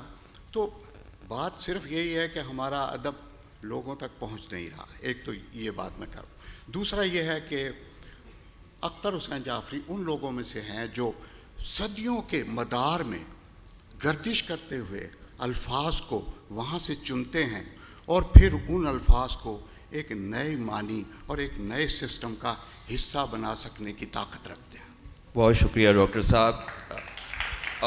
مزاحمت کی بات آپ نے شروع میں کی تو میرا خیال ہے کہ اب ہم فہمیدہ ریاض پر گفتگو کرتے ہیں، اور اس کے لیے میں زحمت دوں گا ڈاکٹر تنویر انجم کو کہ وہ اظہار خیال فرمائیں. اچھا، مجھے جن 2 شاعرات پہ بات کرنی ہے ان میں سے ایک فہمیدہ ریاض ہیں اور دوسری نسرین انجم بھٹی، اور میرا خیال ہے یہ دونوں ایک ہی سن کی پیدائش ہیں. 1946 کی جنوری 1946 میں پیدا ہوئی تھی نسرین انجم بھٹی، اور جولائی میں فہمیدہ ریاض. تو میں ان دونوں پہ ایک ساتھ بات کر سکتی ہوں. ٹھیک ہے. تو بہت ساری باتیں ہیں جو مشترک ہیں فہمیدہ ریاض اور نسرین انجم بھٹی میں. ایک تو یہی کہ وہ اس میں پیدا ہوئی، دونوں ہی مارکسسٹ خیالات رکھتی تھیں. یہ بھی ہے ایک آئرنی ان کے ساتھ یہ رہی کہ فہمیدہ ریاض جن کا تعلق کراچی سے تھا اور ہمیشہ وہ کراچی اور حیدرآباد سندھ سے مطلب تعلق تھا، ان کی تدفین جو ہے وہ لاہور میں ہوئی ہے، اور نسرین انجم بھٹی جو کراچی میں کبھی نہیں رہی لیکن ان کی تدفین جو ہے وہ کراچی میں ہوئی. خیر یہ باتیں ہیں. تو ہم دیکھتے ہیں کہ ان کا موازنہ تو میں ایسا نہیں کر رہی، لیکن کچھ باتیں ہیں. ظاہر جتنا کم وقت ہے اس میں تو یہ ہے کہ جو بہت کم باتیں ہیں کسی کے بارے میں ہم کر سکیں گے، دونوں کے بارے میں. تو فہمیدہ ریاض کے جو شاعری کا سفر شروع ہوتا ہے، اس کی ابتدا تو خیر ہم نہیں جانتے، لیکن پتھر کی زبان جو ہے ان کا پہلا مجموعہ تھا جو 1967 میں چھپا تھا، اور ہم دیکھتے ہیں ان کی عمر صرف 21 سال تھی اس وقت. تو بڑی بات ہے. اور اس میں کوئی 40 کے قریب نظمیں تھیں، اور اس میں زیادہ تر جو نظمیں ہیں وہ ان کی پابند نظمیں ہیں یا معرہ نظمیں ہیں. مطلب کچھ آزاد نظمیں بھی ہیں، لیکن ظاہر نشری نظم سے ان کا کوئی اس وقت کوئی میرا خیال ہے کوئی انہوں نے پڑھا بھی نہیں تھا اور اتنی مقبول بھی نہیں تھی. تو ایک مثنوی کے حیات میں بھی انہوں نے ایک نظم لکھی اور جس کا عنوان تھا آخری بار، اور واضح طور پر وہ لگتا ہے کہ وہ مثنوی زہر عشق سے متاثر ہو کر لکھی ہوئی نظر آتی ہے. تو فہمیدہ ریاض کی جو آزاد روی اور جو تھی وہ اس کتاب میں اپنا مکمل اظہار کرتی ہے، لیکن یہ باغیانہ روش یا آزادی کا احساس جو ان کا تھا وہ زیادہ تر اس مجموعے میں جو ہے وہ ایک شدید رومانیت کے دائرے میں رہتا ہے، اور تقریباً تمام نظمیں ہی ان کی جیسے وصال و ہجر کی ہی بات ان میں ہوتی ہے، اور جنسی خواہش کا ایک بے باکانہ اظہار ان کو ہمیں اس مجموعے میں بھی نظر آتا ہے، جو ان کے بعد کے مجموعوں میں زیادہ بہتر طور پر زیادہ شدت کے ساتھ ہمیں بعد میں نظر آتا ہے، جیسے کہ ان کی جو نظم ہے میری چنبیلی کی نرم خوشبو جیسی نظم کہ تیرا بدن ڈھونڈنے چلی ہے، اور دوسری طرف احتراز جیسی نظم بھی شروع ہوتی ہے جس میں وہ کہتی ہیں کہ آج کی رات کے دامن میں ہے کیا کیا جادو، اور جب وہ ختم ہوتی ہے نظم تو کہتی ہیں وقت کی آنکھ میں رہ جائیں گے بن کر آنسو، رات کی رات ہے یہ رات کے سارے جادو۔ تو یعنی اس میں احتراز میں یہ تھا کہ ہمیں احتراز بھی کرنا چاہیے ملاپ سے، وصل سے۔ تو کہیں جسمانی تعلق کے بعد پچھتاوے کے ذکر کا ساتھ نظم پچھتاوا جو وہ کہتی ہیں اس کا اختتام کرتے ہوئے کہتی ہیں کہ مگر ندامت کے تلخ سے ذائقے سے پہلے گناہ کی بے پناہ لذت، تو گناہ کی بے پناہ لذت جو ہے اس کا بھی ان کو بہت شدت کے ساتھ احساس تھا۔ تو پتھر کی زبان میں محبوب سے ملنا، بچھڑنا، کبھی اپنائیت کا احساس، کبھی اجنبیت کا احساس، سب کچھ پایا جاتا ہے، اور یہی ان کی بغاوت کی یہ ابتدائی شکل ہے میں کہوں گی کہ اور مامتا کی جو ان کی وارفتگی ہے اس پر کئی نظمیں ان کی پتھر کی زبان میں بھی ہیں، اس کے بعد بھی وہ آتی رہتی ہیں۔ تو یہ ان کا ہمیشہ سے ایک موضوع رہا ہے جو اس سے پہلے شاید اتنا نہیں رہا تھا۔ کہ ایک اور چیز جو ان کی پتھر کی زبان میں نے محسوس کی کہ ان کے ہاں رات ایک بہت کردار کے طور پر سامنے آتی ہے، رات کے بہت سارے مناظر، بہت سارے موضوعات پر وہ چھائی ہوئی ہوتی ہے۔ تو رات ظاہر ہے وہ وقت کی وہ جہت ہے کہ جس کی میں تنہائی ہے اور وصال بھی ہے اور ہجر بھی ہے، جذبات کی ایک دنیا جو دن کے ہنگاموں میں تو پس پش چلی جاتی ہے۔ تو اس طرح سے رات اس لیے اہم ہے کہ وہ جسم کے تعلق اور دل کے تعلق دونوں کو وہ تیزتر کر دیتی ہے۔ تو 1973 میں بدن دریدہ چھپتی ہے، اور اس کے پیش لفظ میں فہمیدہ ریاض یہ کہتی ہیں کہ اس مجموعے کی نظمیں پتھر کی زبان کی نظموں سے مختلف ہیں، اور یہ ہمیں درست ثابت ہوتا ہوا بھی دکھائی دیتا ہے۔ ان کا یہ کہنا ہے کہ شاعری مطلب بہت ہی شاندار ان کے ہمیشہ نثر میں جو انہوں نے پیش لفظ لکھے ہیں اپنی کتابوں کے بہت اچھے ہوتے ہیں۔ تو ان کا یہ بھی کہنا ہے کہ شاعر ایک دیوار سے سر پھوڑتا ہوا خود کلامی کرتا ہے، مطلب شاعری کا یہ تصور ہے کہ شاعری ہے کیا، ایک خود کلامی ہے جس میں وہ دیوار سے سر پھوڑتا ہے، اور وہ ایک جوش و خروش سے احتجاج کی صدا بھی بلند کرتے ہیں۔ مطلب شاعر صرف یہی نہیں کرتا کہ یا کرتی کہ دیوار سے سر ٹکرائے، بلکہ جوش و خروش سے احتجاج بھی کرتے ہیں۔ احتجاج ایک ضروری حصہ ہے شاعری کا۔ تو ان کو شاعری احتجاج کی سرخوشی اور قوت کا احساس ہے، یعنی کہ وہ اس احتجاج پر نہایت فخر و غرور کرتے ہیں ایک طرح سے، اور معاشرے کی دیوار کو جس سے کہ ادیب و آرٹسٹ سر ٹکراتا ہے کھوکھلا سمجھتی ہیں۔ یعنی ایک طرح کی ایک احتجاج کی طرف ان کا یہ ایک بہت ہی مثبت رویہ ہے اور رجاعیت پسند سوچ ہے۔ سمجھ چاہیے آپ ایک طرح سے ایک مختلف انداز ہے کہ احتجاج ہے، لیکن اس احتجاج میں کا وہ نتیجہ بھی نکلتا ہوا دیکھتی ہیں، جبکہ اس کے برعکس بھی کچھ ہو سکتا ہے۔ بدن دریدہ کی نظموں میں کچھ نظمیں ایسی ہیں جس نے اردو کے جو قاری ہے اس کو بالکل چونکا دیا تھا۔ وہ کہتی ہیں میری نظمیں ایک رجز ہیں جنہیں بلند آواز سے پڑھتی ہوئی میں اپنے مقتل سے گزری۔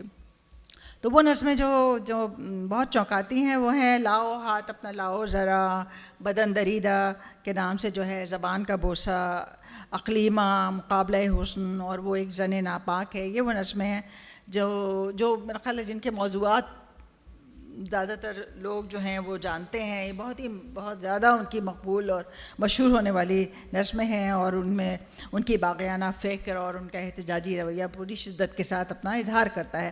ان کا تیسرا مجموعہ دھوپ جو ہے 1976 میں چھپا، جس میں ان کا نہایت ہی شاندار دیباچہ ہے آمنے سامنے کے عنوان سے۔ اس دیباچے میں انہوں نے اپنی انسان دوستی اور نظریہ زندگی کے بارے میں، نظریہ ادب، اپنا فلسفہ سماجی شعور جو ہے ان کا ہے وہ، اور فلسفہ زبان بھی انہوں نے اس کو پیش کیا، فلسفہ تمدن جو ہے وہ اس کو پیش کیا، اور تانیثیت کو بھی ایک پیرائے نثر میں ان سب چیزوں کو بیان کیا، اور اس بات کو سمجھتے ہوئے کہ اردو کو مادری زبان کے طور پر بولنے والوں کو اپنی زبان کو سندھی سے جوڑنا ہوگا، انہوں نے شاعری میں بھی اپنی لفظیات کو بدلا اور فارسی کی جگہ ہندی الفاظ کا استعمال زیادہ کیا. مثال کے طور پر ان کی پہلی نظم جو ہے وہ میں بہت ہی چھوٹی مختصر سی نظم ہے وہ پڑھتی ہوں میں. آشا ڈور اٹوٹ یہ اس کا عنوان ہے. جلاتی دیپک رین نراس لیے جب نگر بھروسوں کا، لٹے جب نگر بھروسوں کا، کام نائیں ہو جائیں اداس، کسی کی ایک دھڑکتی جان، کوئی نربل سا ایک انسان، جو ٹکرا دے نینوں سے نین، ہمیں پھر آ جاتا وشواس، آشا ڈور اٹوٹ. تو یہ جو نظم ہے آپ نے اس میں دیکھا کہ کس طرح سے الفاظ جو ہیں وہ ایک مختلف ہے. انہوں نے یہ ارادتاً کیا کہ ہمیں اب سندھی کے الفاظ اور ہندی کے الفاظ استعمال کرنا چاہیے. میرا خیال ہے ابھی آپ فہمیدہ ریاض کو وائنڈ اپ کریں پھر ہم پروگرام، کیونکہ وقت ہمارے پاس بہت محدود ہوتا جا رہا ہے. اچھا پھر ان کی مطلب ان کی اس میں اور اسی نظم میں ان کی رجایت پسندی بھی ہم کو نظر آتی ہے. تو میں اس پر ایک بات کرنا چاہتی تھی. پھر انہوں نے نشین وہ ہندوستان چلے گئے 1984 میں، کیا تم پورا چاند نہ دیکھو گے، چھپا وہاں سے چھپا، اور وہ ایک پوری ایک نظم ہے اور وہ نشین نظم انہوں نے لکھی جو ایک اور بہت بڑا کمال ہے ان کا. تو نسرین انجم بھٹی کا میرا خیال ہے کہ اس پہ ہم اب تھوڑی دیر میں آتے ہیں. ٹھیک. اور میں اب گزارش کروں گا ڈاکٹر فہیم شناز کاظمی صاحب سے کہ وہ مدنی صاحب کی شاعری، ان کی نظم نگاری پر گفتگو کریں. اور ذرا مختصر، ہمارے پاس ٹائم بہت کم ہوتا جا رہا ہے، تو ہم چاہتے ہیں کہ جو جتنے بھی مجوزہ نظم نگار تھے ان پر بات ہو جائے تھوڑی تھوڑی. تو پلیز آپ سے گزارش. میرے پاس 3 شاعر ہیں، ان میں عزیز احمد مدنی، حمایت علی شاعر اور ذیشان صاحب. اچھا، تینوں نظم کے حوالے سے اپنا ایک خاص زاویہ نظر اور اسلوب ہے ان کا. عزیز احمد مدنی کے لیے سلیم احمد صاحب نے فرمایا تھا کہ وہ بڑے شہر کے شاعر ہیں. اچھا، وہ انہوں نے صرف ایک کراچی کے حوالے سے شاید کہا، مگر عزیز احمد مدنی صرف ایک بڑے شہر کے شاعر نہیں تھے، بلکہ انہوں نے بمبئی، علی گڑھ، لاہور، رائے پور، ناگپور اور ان شہروں میں اس وقت میں زندگی بسر کی. 1922 سے 1947 تک کا عہد، اضطراب کا عہد، ہر طرف ایک تحریکوں کا زور، مختلف نظریات کی آمد، اور ان ادوار میں مدنی صاحب نے زندگی کا آغاز کیا. اور وہ اثرات، ایک طرف ٹیگور اور ایک طرف اقبال کے نغمات، ان دونوں کے درمیان انہوں نے اپنی شاعری اور ادب لکھنے کا آغاز کیا. اس وقت رائے پور میں اختر حسین رائے پوری، حبیب تنویر، یہ لوگ بھی ان کے ساتھ تھے.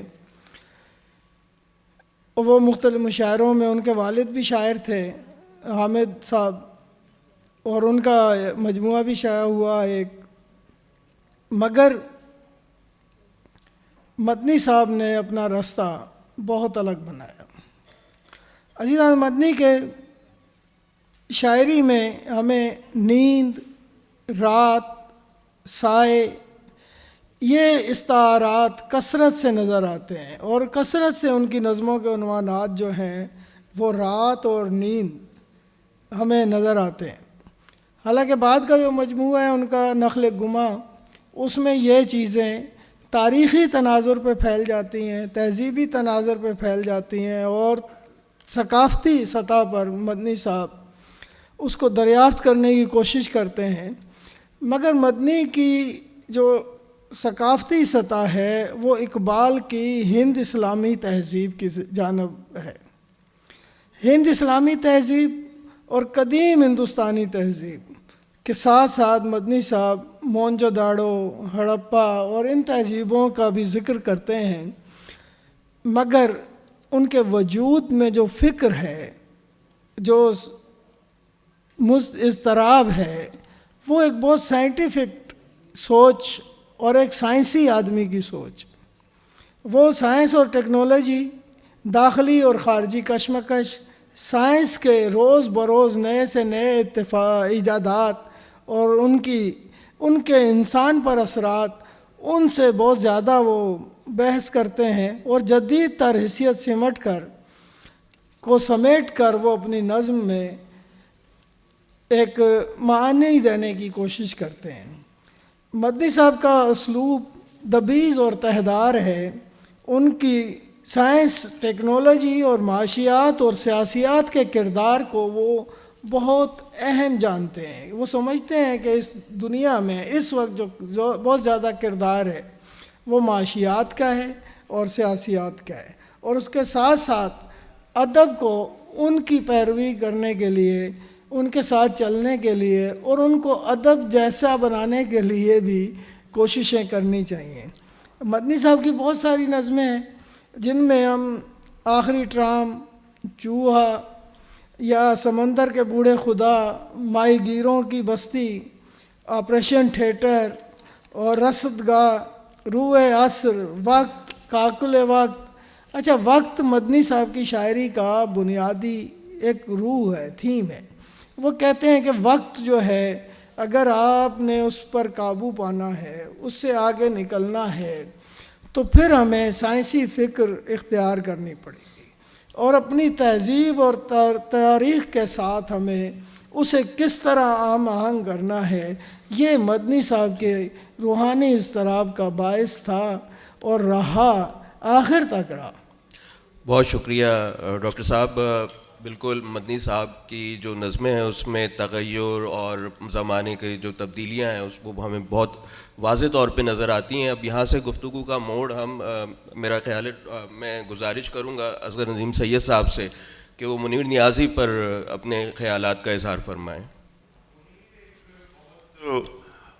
مختلف شاعر، کیا میں پاکستان کے بعد جو شاعر وہاں سے آئے ان میں ناصر کاظمی اور منیر نیازی دو بڑے اہم نام ہیں۔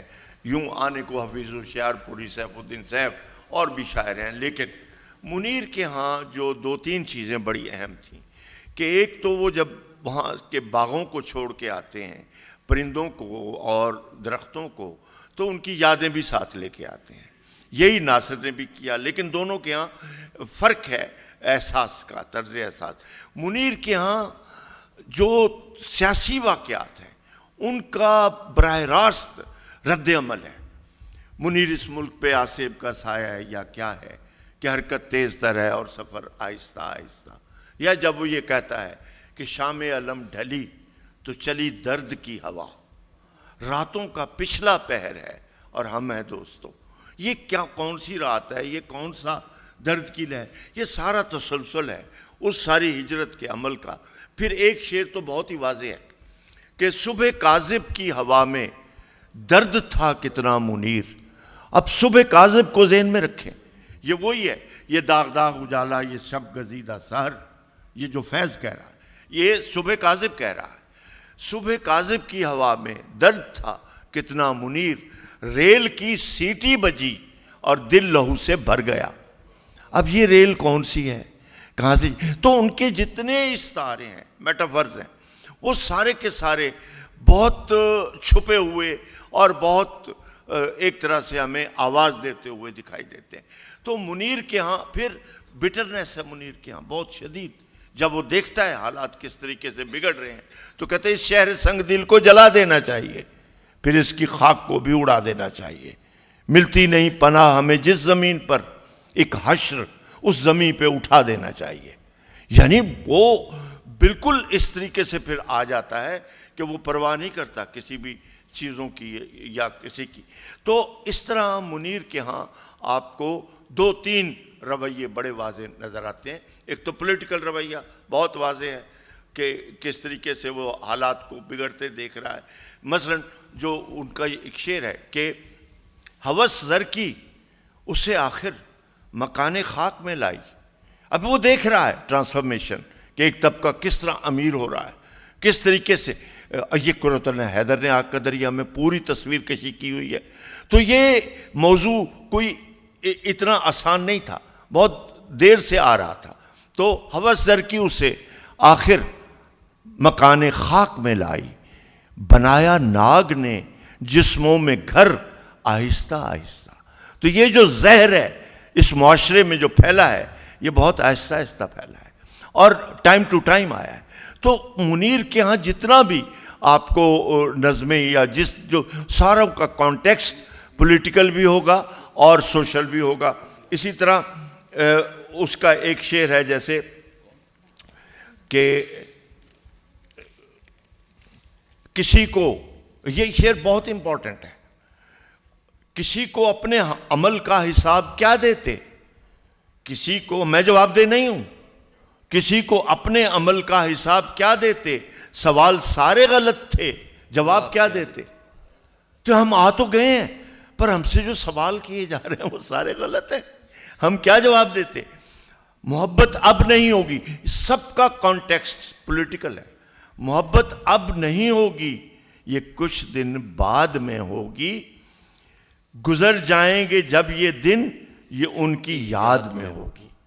تو وہ تو واضح طریقے سے دیتی نہیں اماں جو زمین آسماں تو ہے، کہنے کو اپنے دل سے کوئی داستاں تو ہے.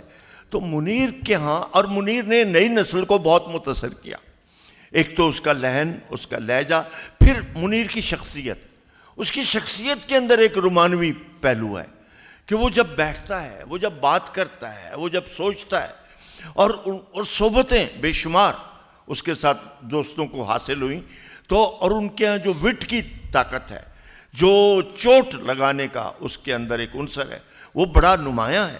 اور اسی طرح اس نے زندگی میں بے اطمینانی سے گزاری، لیکن اس بے اطمینانی میں بھی اس کے ہاں ایک خاص قسم کا ٹھہراؤ بھی ہے اور ایک خاص قسم کا ایک تمثیلی سٹرکچر بھی ہے شاعری کا.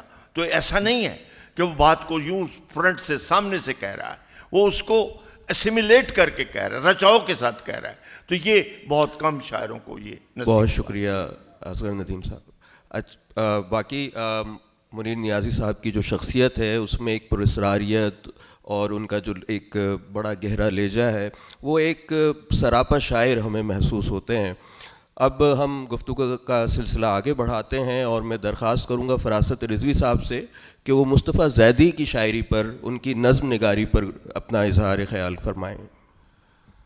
مصطفیٰ زیدی ایک ایسے شاعر تھے کہ جنہیں اردو کے نقادوں نے نظر انداز کیا، اور ان کا جو آخری مجموعہ کلام ہے کوہ ندا، جو 1970 میں شائع ہوا، اس کے دیباچے میں بھی انہوں نے اس کا گلہ کیا کہ ایک بڑے اردو کے نقاد نے ایک شعراء کا تذکرہ کہیں کیا کسی جگہ پر، تو وہاں حوالے میں جو نام تھے اس میں میرا نام نہیں تھا، اور میں اس سے اتنا دل برداشتہ ہوں کہ اب یہ میری آخری کتاب ہے، یہ انہوں نے لکھا، اور اس کے بعد اب میں کوئی کتاب نہیں لکھوں گا اور میں شاعری نہیں کروں گا. اتنا زیادہ ان کو اس کا دکھ ہوا.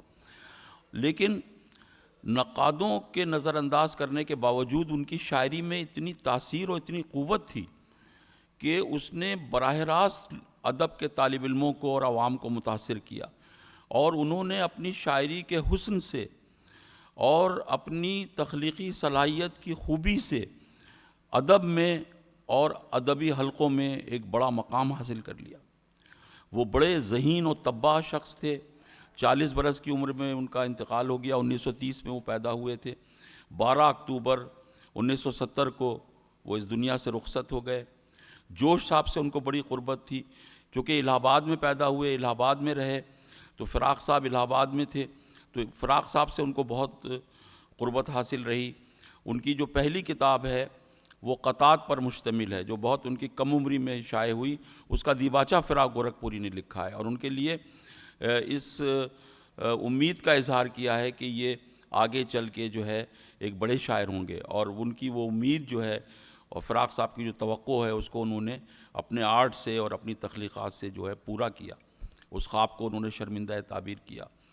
وہ جو تھے ان کی شاعری گو کہ ترقی پسند شاعری ہے، لیکن ایک بڑا گلوبل نقطہ نظر ہے مصطفیٰ زیدی کی شاعری میں. ان کی نظمیں بہت شاندار ہیں، اس میں تاریخ کا بڑا شعور ہے، اور اس میں ایک آفاقیت کا زاویہ اس طرح سے ہے، یعنی ایک گلوبل زاویہ نظر اس طرح سے ہے کہ ان کی شاعری استعمار کے خلاف ہے، ان کی شاعری میں انسان دوستی ہے، ان کی شاعری میں جنگ سے نفرت ہے، امن سے محبت ہے. بنیادی طور پہ وہ عشقیہ شاعر تھے، لیکن چونکہ وہ بہت صاحب مطالعہ آدمی تھے تو ان کے یہاں جو ہے وہ سماجی مسائل، سیاسی مسائل، عالمی منظرنامہ، انہوں نے وہ سب کچھ نظر آتا ہے. انہوں نے پوری دنیا کا سفر کار سے کیا، بائی روڈ کیا، اور جب وہ یورپ سے واپس آئے تو ان کے ہاں جو داخلیت تھی جو پہلے کم تھی وہ ان کی شاعری میں بہت زیادہ گہری نظر آنے لگی.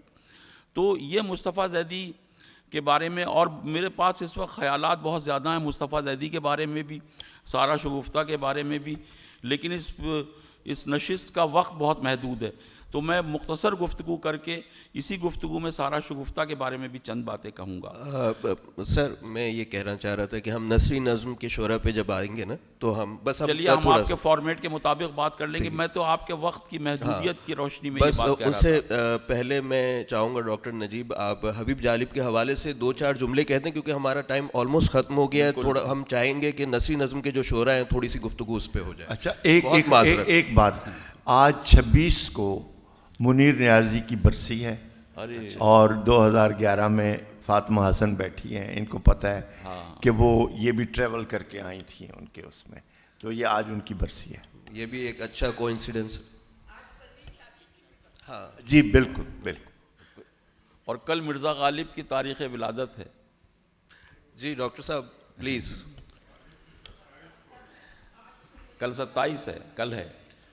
حبیب جالب کے بارے میں مختصر گفتگو کرنا تو بہت ہی مشکل کام ہے، کیونکہ وہ ایک عوامی شخصیت تھے، اور عوامی شخصیت بھی تھے، اور صحیح معنوں میں وہ جو میر نے کہا تھا کہ پر مجھے گفتگو عوام سے ہے، تو یہی ان کا چلن رہا. اور ہماری اردو شاعری کی پوری روایت میں صرف 2 ہی نام مجھے ایسے نظر آتے ہیں جن کو واقعتاً عوامی شاعر کہا جا سکتا ہے. تو نذیر اکبر آبادی کے بعد 200 سال بعد حبیب جالب پیدا ہوتا ہے، اور اس کے یہاں وہ تمام مناظر موجود ہیں.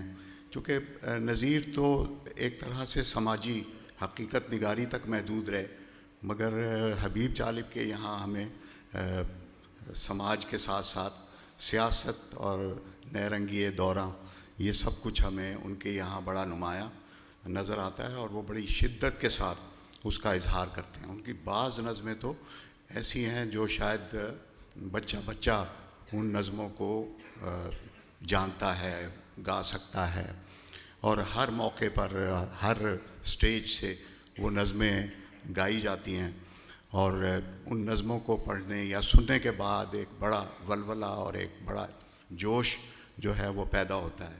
ان کی بعض نظمیں ایسی بھی ہیں جنہوں نے حکومتیں تبدیل کی ہیں. مثلا 20 روپیہ ہو گیا آٹا، وہ بڑی مشہور 20 روپیہ من آٹا، ہاں اس پر بھی ہے سناٹا.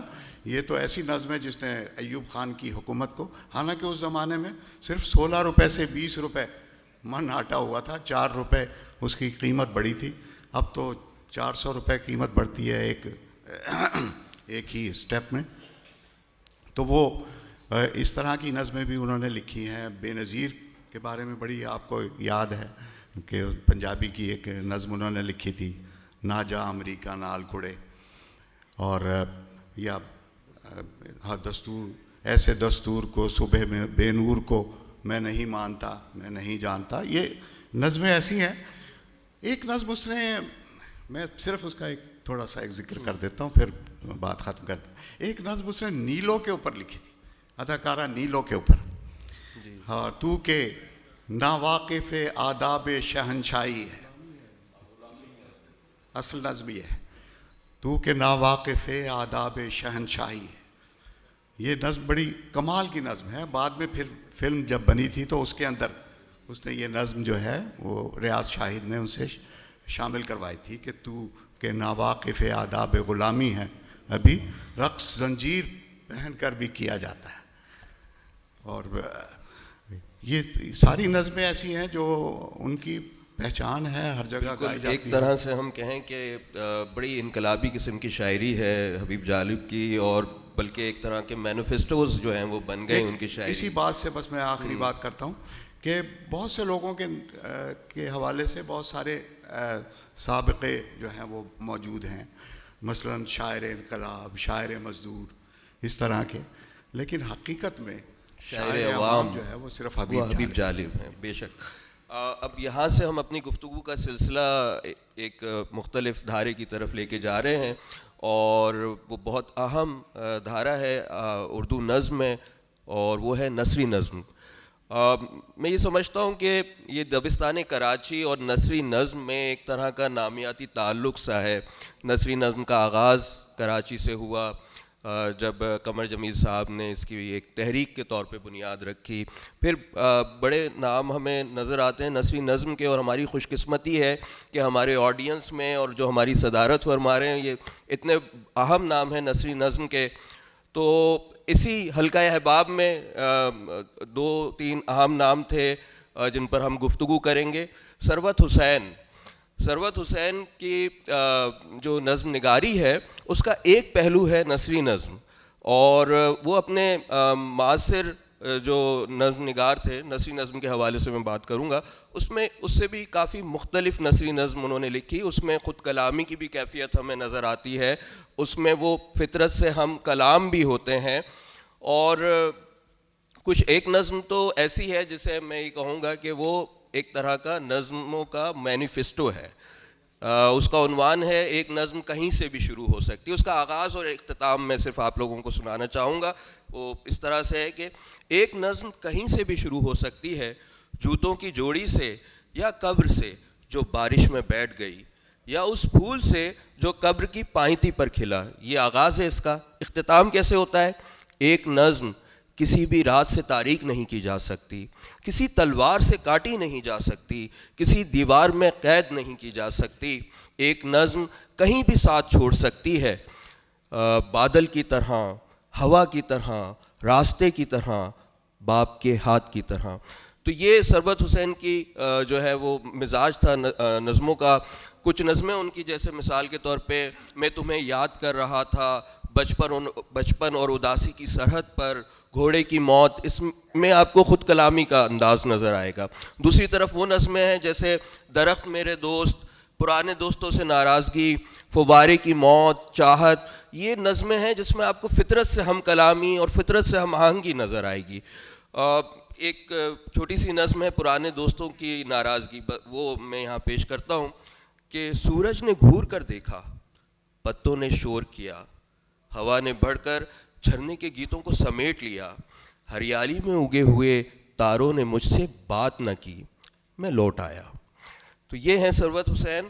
اور ایک بات ثروت حسین کے بارے میں کہا جو ہے وہ ایک طرح کی تنقید کی جاتی ہے سماجی شعور کے حوالے سے. تو یہ ضرور ہے کہ ثروت حسین کی شاعری میں سماجی موضوعات کا کوئی ٹھاٹے مارتا سمندر آپ کو نظر نہیں آئے گا، لیکن سماجی شعور کی ایک آبجو جو وجودی سطح پہ خرامہ بہتی ہے اور بل کھاتی ہے. اور اس کی مثالیں پکاسو کے مسخرے، یا صبح ہوتے ہی، یا لفظوں کے درمیان. اور ایک نظم کا تو میں یہاں خاص طور پہ ذکر کروں گا، وہ ہے ایک انسان کی موت. سکوت ڈھاکہ پر جتنی شاعری ہوئی ہے میں سمجھتا ہوں اس نظم کی ہم پلہ کوئی نظم مجھے نظر نہیں آئی. میں اس کا اسٹارٹ کیسے ہوتی ہے وہ نظم کہ رک کیوں گئے تمہارے ہاتھ موجمدار، گنا پہلنے کی مشین کا پہیہ رک گیا، زمین رک گئی، آدھے سیارے پر ہمیشہ کے لیے رات آ گئی. پھر اس میں بنگالی جو ایک گانا ہے وہ بھی اس نظم کا حصہ ہے. اور نظم بڑے جسے کہنا چاہیے مشکل سوالات پر ایک طرح سے وہ ختم ہوتی ہے کہ فوجی بوٹ زیادہ طاقتور ہے یا دھان کی پنیری. تو چونکہ وقت کم ہے تو میں ابھی اس نظم کو نہیں سناؤں گا. اب ہم آ جاتے ہیں ان کی آزاد نظم کی طرف. وہ آزاد نظمیں جو ثروت حسین کی ہیں اس میں بھی ایک بڑا آپ کو روانی ملے گی، ایک ٹرانس ہے اور ایک کیفیت ہے. جیسے ایک مثال یہاں پہ میں دوں گا، ایک نظم ہے 10 سے اوپر. اتنے گھر اتنے سیارے، کنکر پتھر کون گنے، 10 سے اوپر کون گنے، اوزاروں کے نام بہت ہیں، ہتھیاروں کے دام بہت ہیں، اے سوداگر کون گنے، 10 سے اوپر کون گنے. تو بس اپنی بات کو سمیٹتا ہوں کہ یہ ثروت حسین کی آزاد اور جو نثری نظمیں ہیں یہ ایک پہلو ہے. دوسرا جو بہت اہم نظم نگاری کا ان کا پہلو ہے وہ یہ کہ اس میں آپ کو یہ ایک تنوع نظر آتا ہے. وہ تنوع ہے کہ انہوں نے جو مقامی زبانیں تھیں اور اس کی جو اصناف تھی ان کو اردو میں برتا, قافیہ, وائیاں اور بیت کہے, اور اس سے ہمیں ایک ایسا گلدستہ نظر آتا ہے جس میں پاکستانیت کی خوشبو نظر آتی ہے. اپنی بات کا اختتام میں ان کی ایک بیت پہ کروں گا. وہ کہتے ہیں کہ سنہری تیرا دل شاہ لطیف کا باغ, شاہ لطیف کا باغ جیسے غیب کی بات, جیسے غیب کی بات مٹی میں مستور, مٹی میں مستور پانی کا ایک پھول, پانی کا ایک پھول شہزادے کے پاس, شہزادے کے پاس ایک عجیب طلسم, ایک عجیب طلسم شہزادے کا جسم, شہزادے کا جسم سب سے پہلا اسم. بہت شکریہ. اور میرا خیال ہے کہ اب ہم سارا شگفتہ کی طرف آ جاتے ہیں, یا نسرین انجم بھٹی آپ اگر چاہیں. بس ہم, اور میں گزارش کروں گا کہ بس مختصراً دو چار باتیں, دو چار جملے, چند لمحے آپ بولیے اختصار سے, چند جملے. اچھا ٹھیک ہے, چلیں چونکہ وقت ہمارے پاس اب بالکل ختم ہو گیا ہے, اور ویسے تو اگلا سیشن 2 بجے شروع ہونا ہے, لیکن اگر کسی کو نماز پڑھنے جانا ہے تو ابھی ہم اس میں رکاوٹ نہیں بنیں گے. تو میرا خیال ہے کہ سیشن میں بڑی مجبوری ہے کہ کچھ بہت اہم شاعر جس میں سارا شگفتہ شامل تھی, ذیشان ساحل شامل تھے, پھر حمایت علی شاعر پر جو ہے ہماری گفتگو نہیں ہو پائی, یہ لوگ رہ گئے اور وقت کی کمی کے باعث. لیکن یہ ایک میراتھن قسم کا جو ہے وہ سیشن تھا جس میں 17 نظم نگاروں کو کور کرنا تھا ہم نے, تو کافی حد تک تو ہم نے کوشش کی. اب میں گزارش کروں گا اس سیشن کے صدر سے کہ وہ اس پورے سیشن کے حوالے سے اپنا اظہار خیال فرمائیں. بہت خوبصورت سیشن تھا, اور اردو نظم یعنی ہماری جو معاصر شاعری ہے اس میں تمام اہم شاعروں پر بات ہوئی, اور ان کے کئی نئے گوشے بھی دریافت کیے گئے جو مقررین نے اپنی گفتگو میں ہمارے سامنے پیش کیے. افسوس ہے کہ سارا شگفتہ یا نسرین انجم بھٹی اور ذیشان ان کے بارے میں بات نہیں ہو سکی. میرے خیال ہے جو اردو کا شاعری کا منظرنامہ ہے ان لوگوں کے بغیر وہ مکمل تو نہیں ہو سکتا.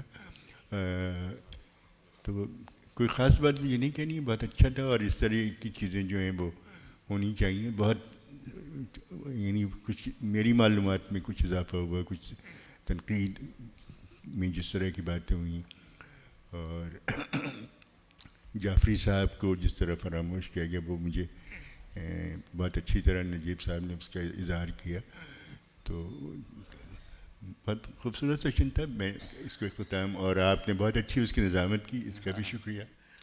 آپ کی محبت بہت پذیرائی میرے لیے بہت خوشی کی بات ہے. اور میں اب گزارش کروں گا تمام مہمانان سے کہ وہ گروپ فوٹو کے لیے